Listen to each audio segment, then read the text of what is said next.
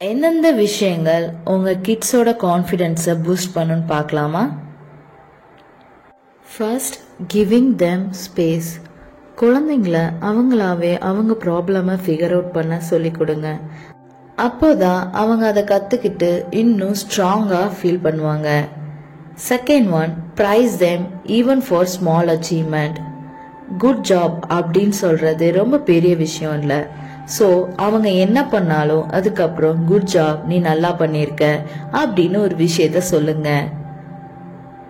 Third one, let them decide. அவங்களுக்கு choice கொடுங்க. அந்த சாய்ஸ்ல ஃப்ரீடம் கொடுத்து நீயாவே டிசிஷன் எடு அப்படின்னு சொல்லி கொடுங்க. இது அவங்கள இன்னும் கான்ஃபிடென்ட்டா ஃபீல் பண்ண வைக்கும். இன்னும் ரொம்ப ரெஸ்பான்சிபிளா ஃபீல் பண்ணுவாங்க.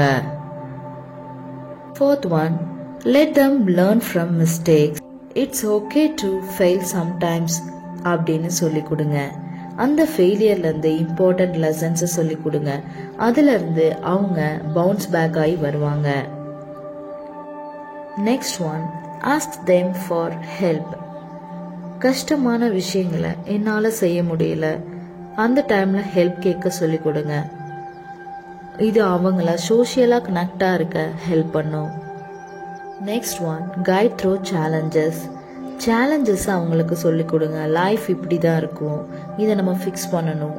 எவ்வளோ பெரிய கஷ்டம்னாலும் இதை லைஃப்பை நம்ம ஃபிக்ஸ் பண்ணணும் அப்படின்னு சொல்லி கொடுங்க.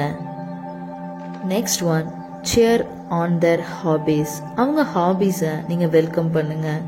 என்ன ஸ்டார்ட் பண்ணியோ அதை ஃபினிஷ் பண்ணு அப்படின்னு சொல்லி என்கரேஜ் பண்ணுங்க. Support what they loving to do and encourage the process. Next one, prize their efforts. நீ இவ்வளோ கஷ்டப்பட்டு இதை பண்ணியா, இந்த ப்ராசஸ் இவ்வளோ கஷ்டமாச்சே, சூப்பராக பண்ணியிருக்கியே அப்படின்னு அவங்க எஃபோர்ட்டை பாராட்டுங்க. இது அவங்களுக்கு ரொம்ப பிடிக்கும். நீங்கள் ஒரு பேரண்ட்டாக இருந்தீங்கன்னா இந்த பேரண்டிங் கைட்லைன்ஸை யூஸ் பண்ணி உங்கள் சைல்டை ஒரு ஸ்மார்ட் கிட்ஸாகவும் கான்ஃபிடென்ட் கிட்டாகவும் வளருங்க.